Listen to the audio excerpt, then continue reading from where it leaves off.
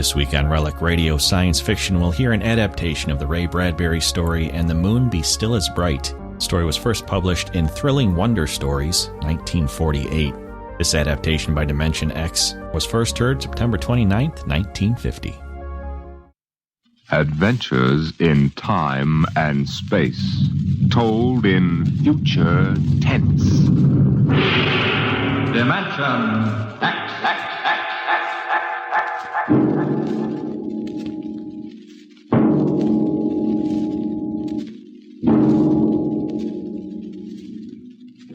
Tonight, transcribed from Ray Bradbury's collection, The Martian Chronicles, we present And the Moon Be Still as Bright.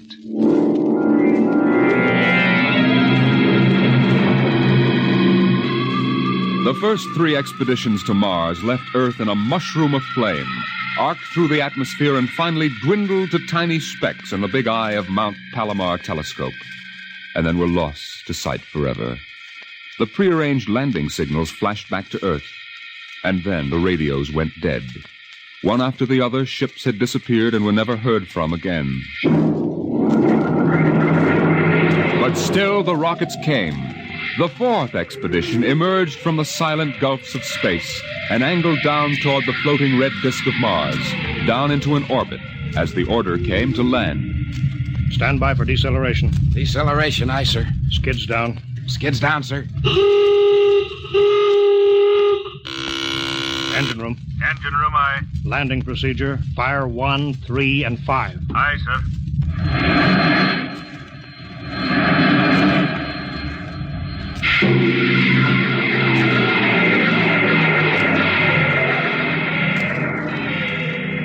The last blast of the bow jets broke red against the blue desert sands, and the ship slid to a halt at the edge of a vast city that reflected the icy glare of the moonlight. For a while, all was still. All right, Parkhill. Open the airlock. Aye, sir.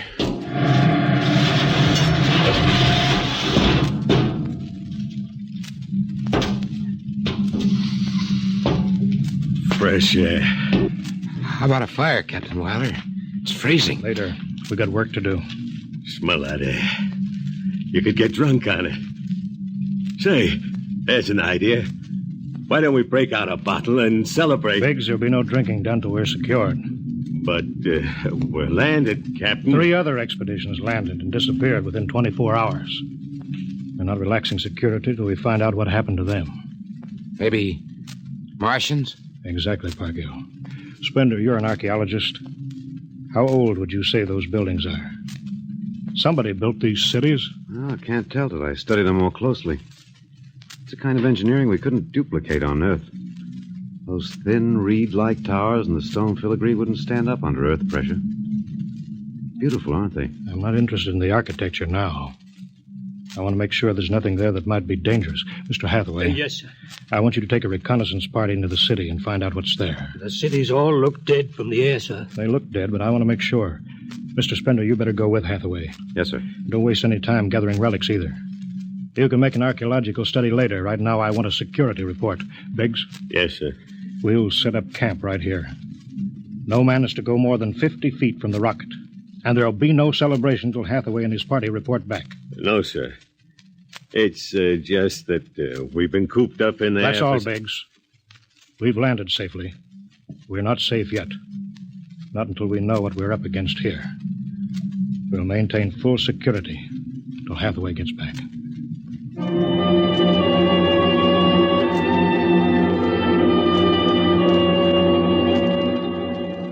In the sea bottoms, the wind stirred along faint vapors, and from the mountains great stone visages looked upon the silvery rocket and the small fire.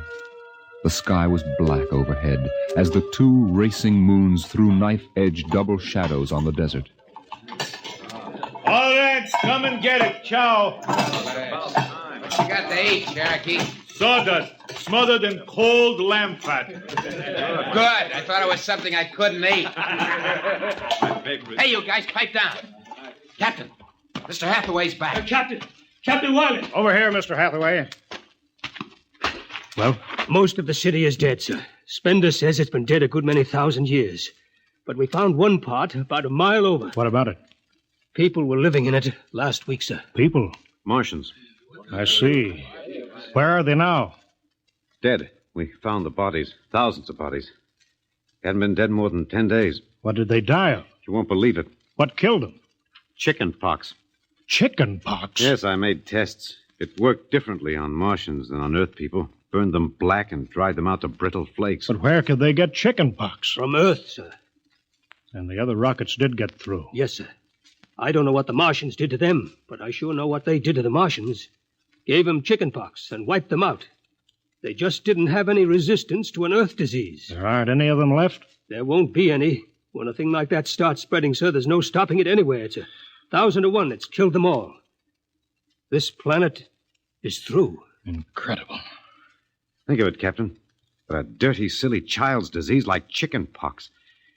It isn't right. Spender, take it easy, You know, man. it's like saying the Greeks died of mumps or the proud Roman Empire collapsed because of athlete's foot. We didn't even give them a decent excuse for dying. We just gave them chicken pox. Spender, get hold of yourself. You didn't see those bodies, Captain. It must have been a shock, I suppose.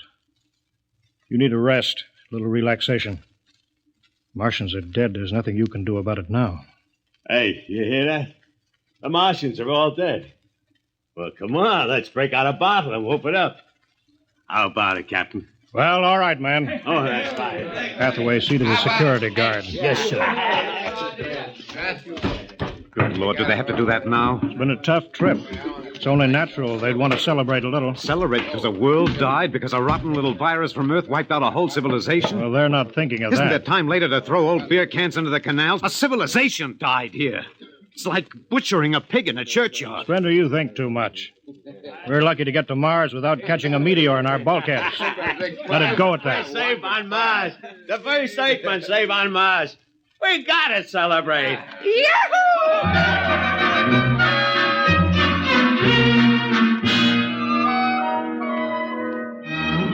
Many bottles were opened and drunk. The voices got louder. The earth laughs and shouts echoing across the empty Martian sands. There was that time in New York when I ran into that blonde. Boy, what a blonde. Listen, the first thing she said...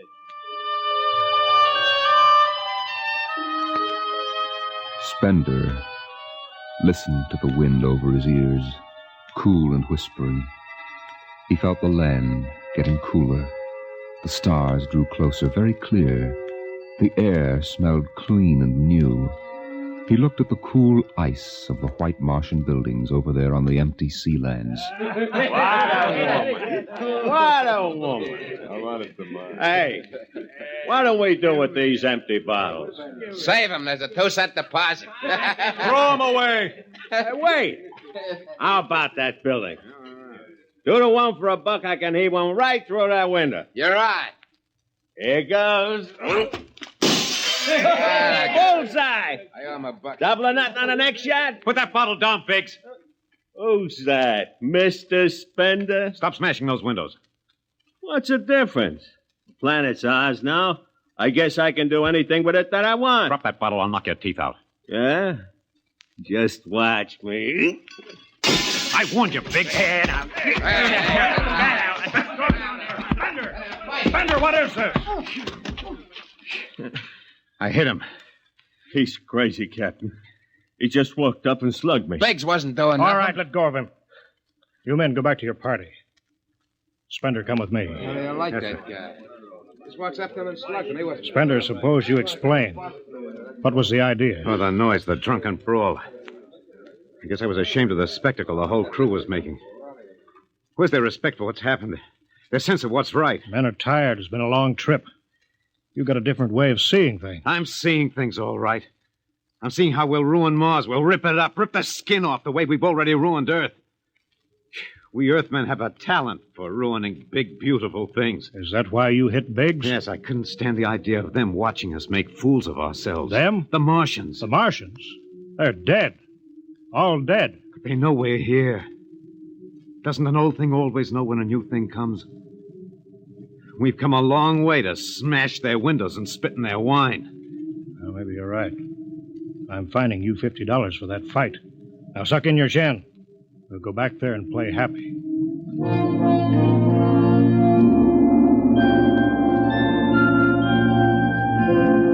Now the whole party moved out into the moonlight across the desert. They made their way into the dreaming dead city.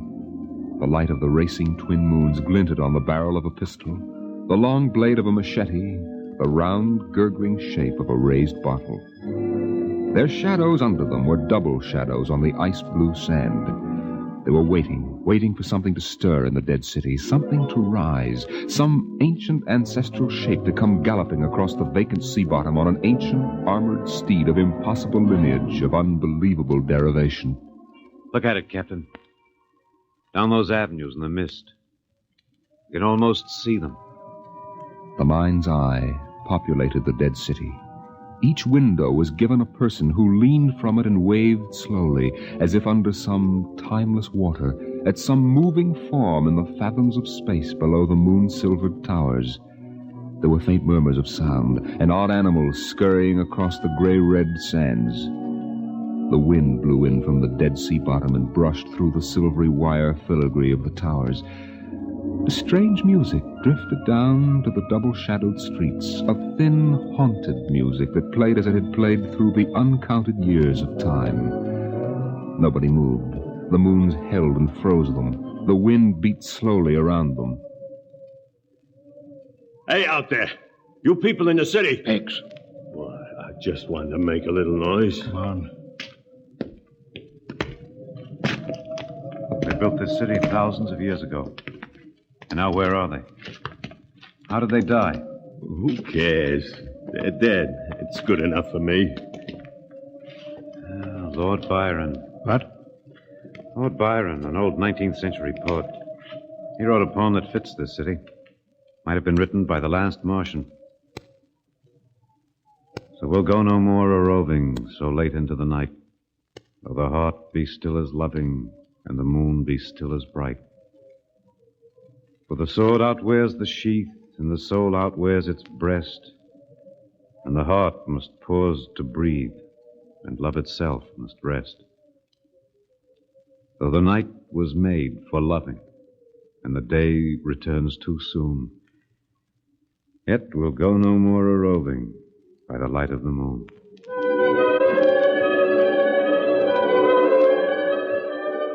Without a word, the Earthmen stood in the center of the city. It was a clear night. There was not a sound except the music of the wind. At their feet lay a tile court worked into the shapes of ancient animals and images. They stood there, silvered by the double moons beneath the crystal towers of Mars. Then Biggs was sick, and the sour stench of liquor filled the cool air. The men of Earth had come to Mars. And Spender turned and walked away into the city, alone in the moonlight, never once stopping to look back.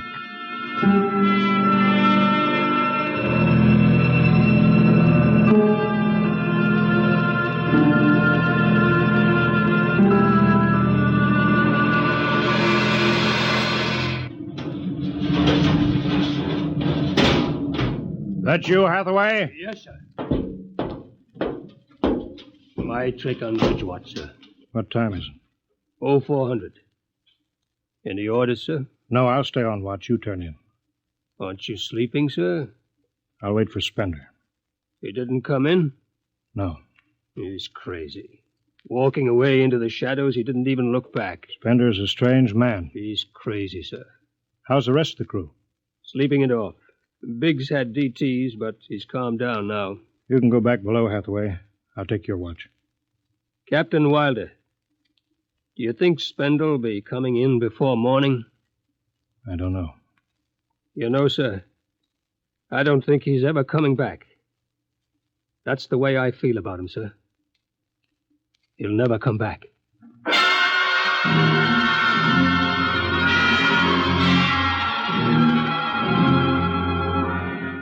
It was a morning that might have been a Monday, or a Tuesday, or any day on Mars.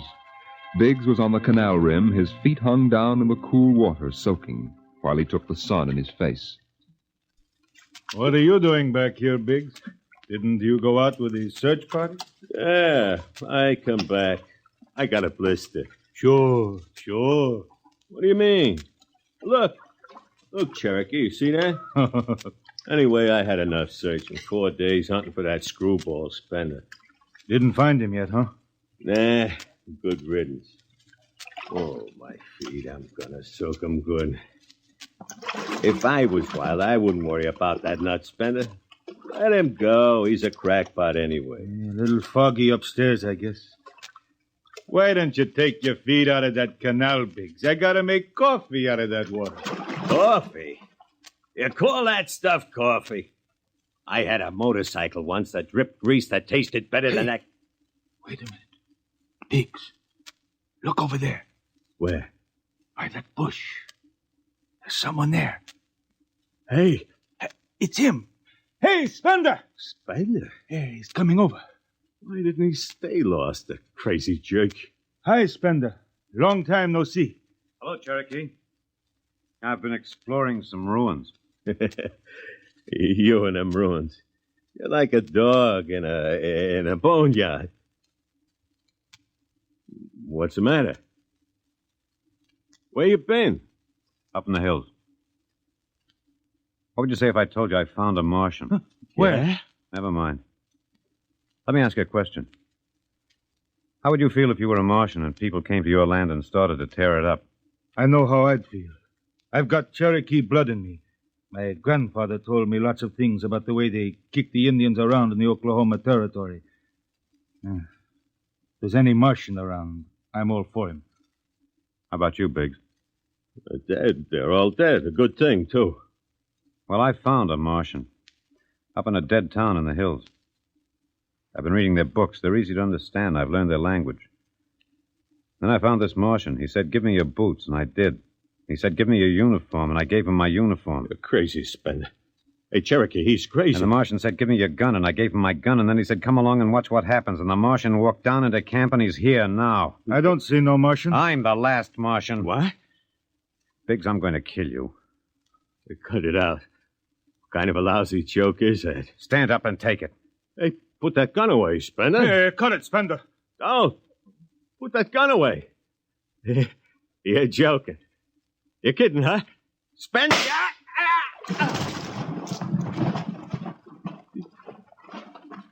He's dead. You killed him. You can come with me, Cherokee. You know how the Martians would feel. You can be in this with me. You killed him.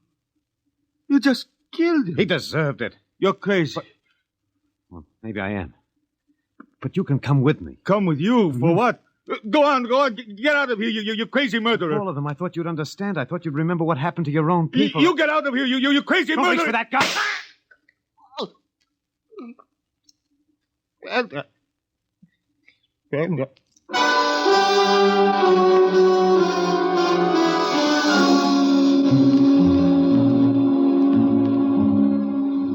They're both dead, Captain Wilder. Who's missing? Only Spender. It must have been him, sir. Why didn't he come and talk to me? Why didn't Should have talked to me. I'd have shot his brains out. That's what I'd have done. They took him by surprise. There's no sign of a struggle. Hathaway, break out the arms locker. Issue pistols, rifles, and grenades. Yes, sir. You better get the Bible out of the navigation chest. We'll have to bury these two. Parkhill. Aye, sir. You start digging a grave. How about Spender? We'll have to go up in the hills and find him. Just let me at him with my bare hands. Crazy murdering louse. That's enough, Parkhill. The man is sick. He must be. Sick my That's enough. eye. Now grab a shovel. Start digging.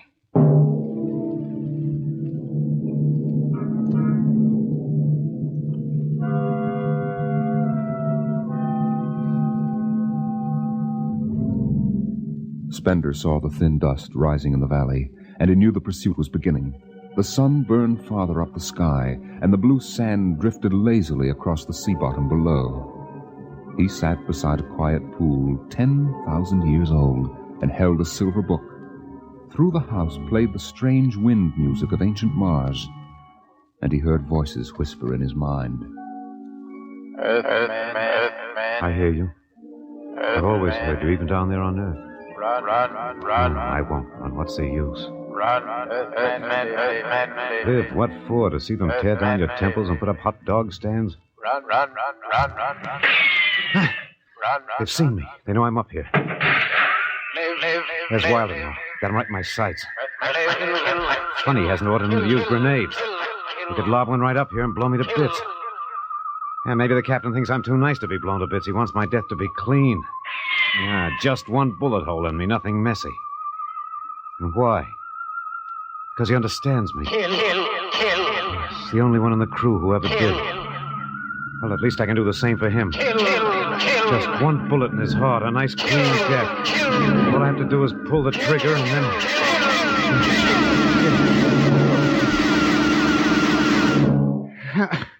It's no use. I can't do it to him. Spender! Spender, can you hear me, Spender? Yeah, I hear you, Captain. What do you want? Talk! Truce! All right, come on up. Leave your gun down there and keep your hands up.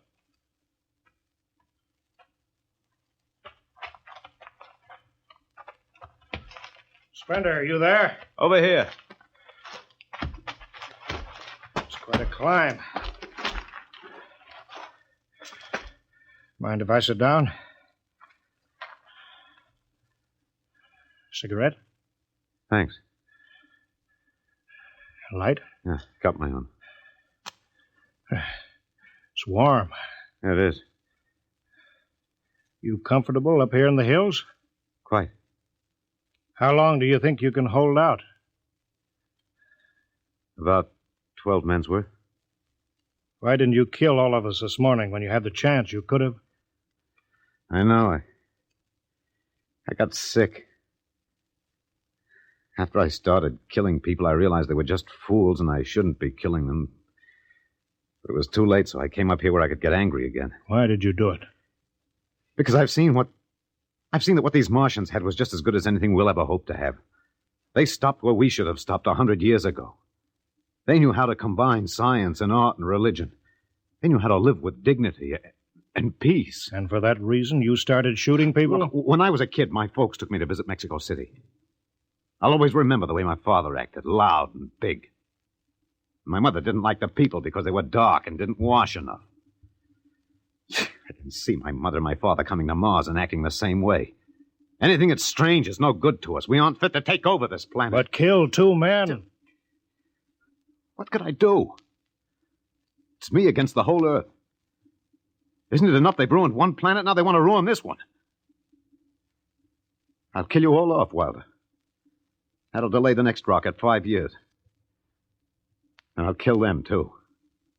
If I'm lucky, I'll live to be 60. I'll meet every expedition that lands on Mars. I'll be very friendly. I'll explain that our rocket blew up one day. And I'll kill them off. I'll save Mars for half a century. And by then, maybe the Earth people will give up. You got it all planned. Yes. Yet you're outnumbered. We already have you surrounded. In an hour, you'll be dead. I found an underground passage that'll take me back into the hills, Wilder. I'll go back there, and then I'll pick you off one by one. We'll see.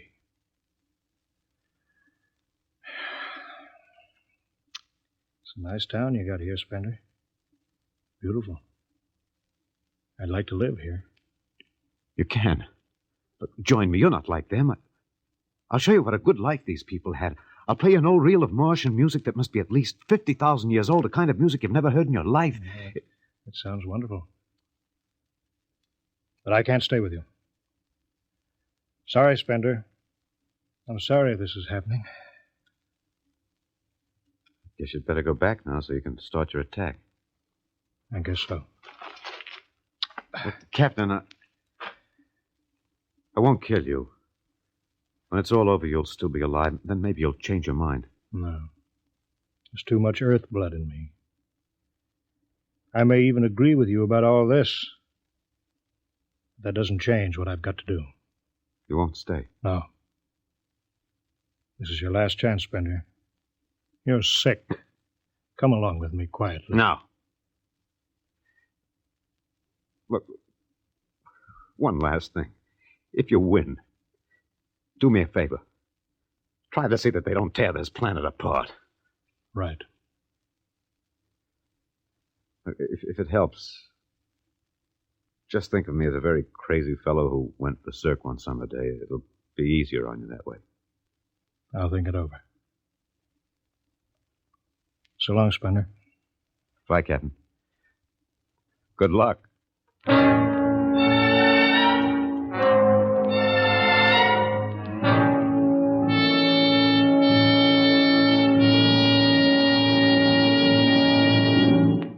All right, we'll go after him now. Hathaway, you take the right. I'll lead on the left.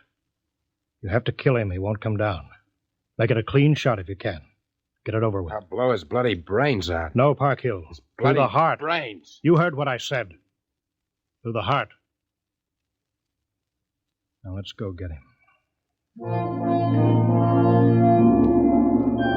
They spread out again, walking and then running on the hot hillside places where there would be sudden cool grottos that smelled of moss and sudden open blasting places that smelled of sun on stone. The men ran and ducked and ran and squatted in the shadows. Blow his brains out! Just one slug, that's all he needs. Captain Wilder hugged the rock warmed by the sun. He gasped, for the air was thin and not meant for running. Spender lay at the top of the hill, and a gap in the rocks showed the white of his shirt against the shadows. Wilder looked at the towers of the little, clean Martian village like sharply carved chess pieces lying in the afternoon. He saw the rocks and the interval between where Spender's chest was revealed. Go on, Spender, get out. You've only got a few seconds to escape. Get out to the caves and come back later. Go now, Spender. Or I've got to end it. I've got to think I'm right and pull the trigger. Go now. Get out. I'll get him. Slug in the head. I'll blow his bloody... No, Park Hill. Put down that gun. I've got to do this myself. Spender. Why didn't you get out?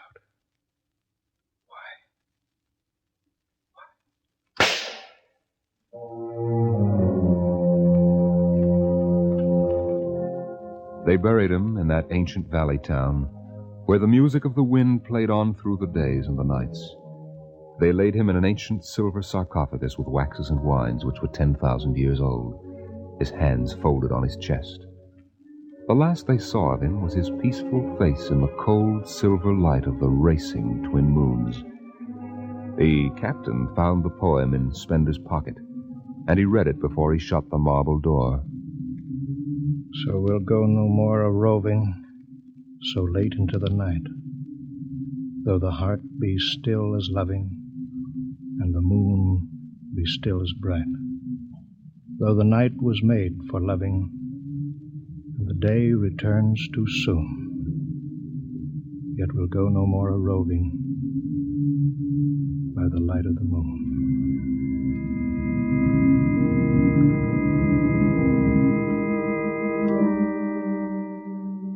The next afternoon, Parkhill did some target practice in one of the dead cities, shooting out the crystal windows and blowing the tops off the fragile towers.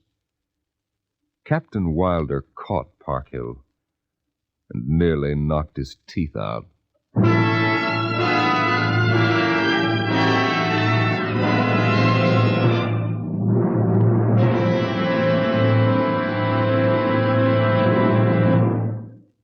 All of you regular listeners to Dimension X will be interested to know that our show is changing its day and time of broadcast over this station.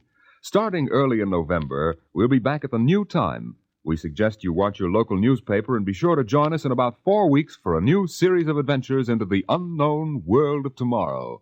The world of... Dimension X.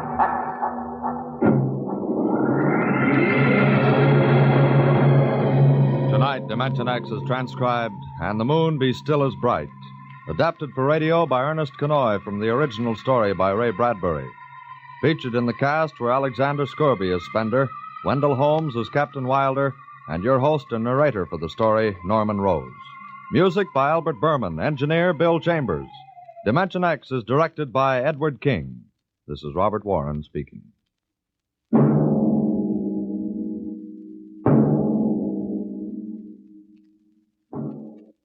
Enjoy the Life of Riley with William Bendix next Friday on NBC.